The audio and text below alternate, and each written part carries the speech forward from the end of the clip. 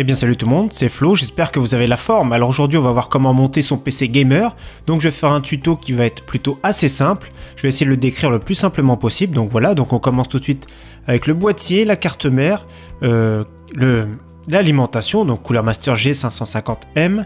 Le ventirad, donc on a le radiateur Super Mega de chez Polymatech, un ventilateur de 14 cm Thermalright.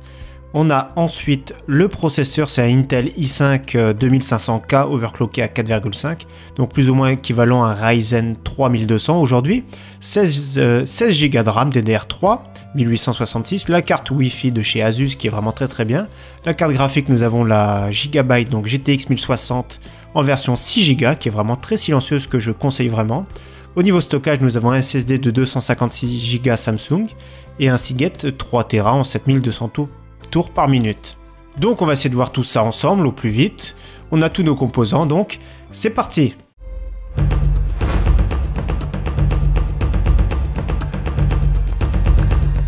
Alors première étape, on va s'occuper de la carte mère. Donc moi ce que je conseille déjà, c'est si on achète un ventirad alternatif, c'est vraiment de mettre sa fixation avant, parce que tous les boîtiers n'ont pas l'ouverture derrière. Donc on attache notre fixation, donc chaque boîtier ce sera différent, et chaque ventirad ce sera différent. Donc l'étape suivante sera d'insérer la petite plaque à l'arrière du boîtier pour pouvoir, avant de mettre la carte mère, que j'ai pas précisé. Donc c'est très simple, il suffit juste de la clipser à l'arrière du boîtier. Ensuite on a juste à mettre la carte mère, et il y a la plupart du temps sur une carte mère ATX, il y a 6 vis à mettre pour le fixer au boîtier. Donc c'est très simple, on la pose pile poil et on met les 6 vis dessus. Alors une fois que notre carte mère est bien installée dans notre boîtier, moi je commence par mettre la RAM tout simplement. Donc le premier port en premier, plus près du chipset. Donc il suffit juste de déclipser. Voilà, on déclipse. Moi souvent c'est par couleur, c'est par paire. Sur ma carte mère c'est par paire. Donc il suffit juste de faire attention du sens. Les clipser tout simplement. Voilà, ça se clipse tout seul. Il suffit de les enfoncer. Donc là ici pareil comme je vous ai dit tout à l'heure, j'ai 16 Go de DDR3 en 1866. Donc voilà, clipser, 2 barrettes. C'est sûr que le rouge ça va pas très bien avec. Mais voilà, donc ensuite on va s'attaquer au processeur. Donc le socket, il suffit de le défaire comme ça, le déclipser, on ouvre, et par contre il faudra faire attention vraiment au sens pour insérer votre CPU, votre processeur. Vous voyez le petit sens ici, il faudra juste faire attention de bien l'insérer. Il faudra faire attention d'insérer le bon sens ici dans la petite pointe, le petit repère ici qu'on a, il y a juste à mettre.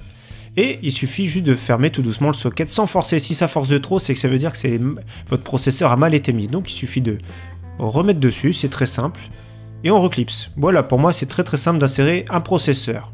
Alors ensuite il suffit de brancher tous les ventilateurs. Donc moi c'est des ventilateurs 3 pins sur la carte mère. Donc ma carte mère est équipée de pas mal de 3 pins. Donc c'est vraiment très bien pour réguler depuis le BIOS ou depuis l'UEFI de la carte mère. On peut les réguler directement. Donc si vous n'avez pas de 3 pins, pas assez sur votre carte mère, des fois il y a des adaptateurs pour les brancher en 12 volts en Molex. Par contre on ne pourra pas réguler en 12 volts ou à moins d'inverser. Il y a un système pour inverser vraiment les couleurs.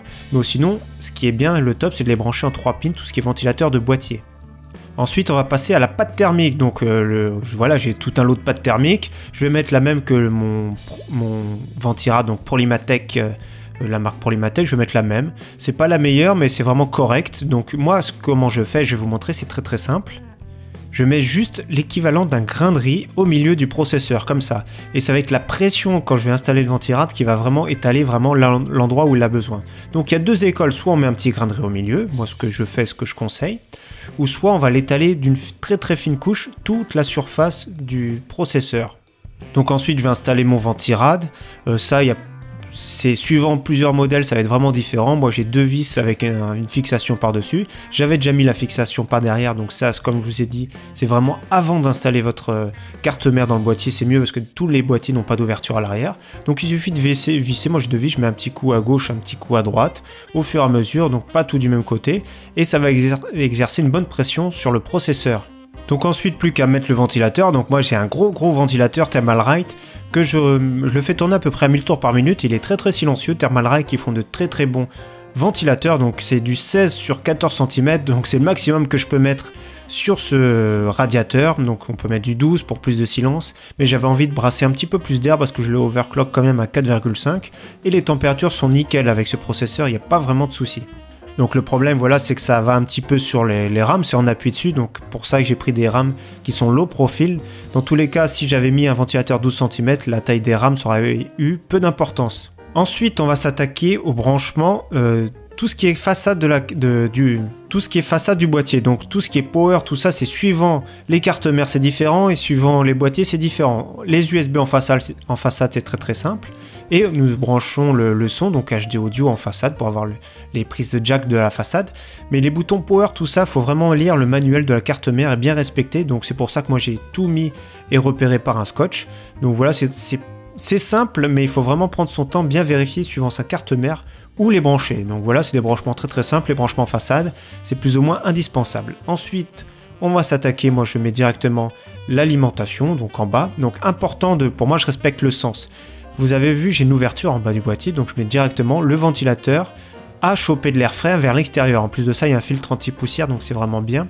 Donc je pense que c'est mieux à faire, ou sinon ça chope de l'air chaud vers l'intérieur. Donc très simple à poser, moi la Cooler Master G550M, c'est pas la plus silencieuse, mais elle est vraiment très très bien, moi depuis que je l'ai, elle est vraiment efficace, 550 watts. Il suffit de brancher les 4 vis à l'arrière pour la tenir, et franchement il y a tout ce qu'il faut, en plus de ça elle est modulaire, on peut mettre les câbles qu'on veut, il n'y a que les câbles obligatoires qui sont fixes dessus. Donc ensuite il va falloir qu'on alimente notre carte mère au courant et notre processeur, donc on commence par mettre la carte mère, donc c'est très simple, hein, il y a juste à clipser, il y a un sens, on peut pas se tromper, ici on alimente toute la carte mère, les PCI et tout ça, donc on alimente toute la carte mère avec ça, les barrettes de mémoire, etc. Ensuite on fait pareil avec le processeur, donc si on peut mettre, on peut mettre soit 6 ou soit 8 pins, donc dans ces cas là si on peut tout mettre, on les met tous. Donc là je les passe par devant, mais vous allez voir qu'après je vais les mettre, je passe derrière la carte mère pour faire un câble management, là c'est juste pour vous montrer. Donc il suffit de brancher, voilà, 2 branchements pour alimenter un coup le processeur et tout le reste de la carte mère. Donc c'est très très simple, là il n'y a pas à se tromper. Donc vous voyez ici, j'ai repassé les câbles pas derrière, c'est quand même beaucoup plus propre. Du moment qu'on a de la place, des fois il y a des grandes tours où les câbles sont un peu trop justes, mais voilà, donc là on a installé tout ça. Ensuite on va s'attaquer au stockage, donc SSD et disque dur. Donc les prises SATA ici c'est souvent sur le bord de la carte mère, donc il suffit de le brancher, donc ça c'est pour avoir les connexions avec le PC.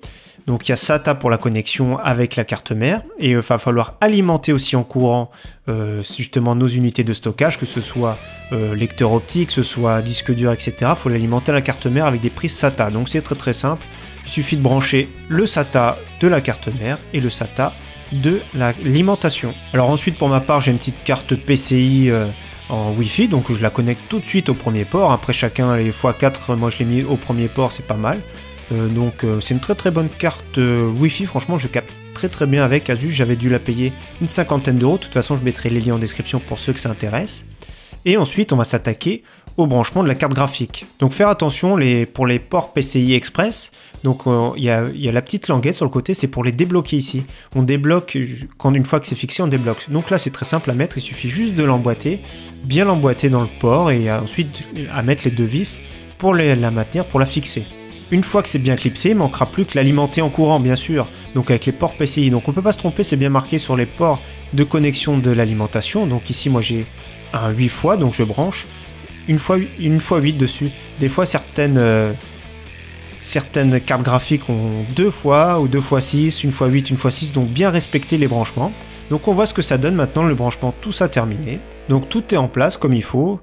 Le ventilrad, la carte graphique, la carte Wi-Fi, l'alimentation, on a passé les câbles par derrière dès qu'on a pu, et je vais vous montrer une petite technique, on va essayer d'accrocher un maximum, faire un câble management le plus propre possible, même si c'est un boîtier qui date un petit peu. Il faut quand même s'appliquer, le boîtier il est quand même très très bien refroidi, il y a 2 20 cm, un au-dessus, un à l'avant et un 12 à l'arrière.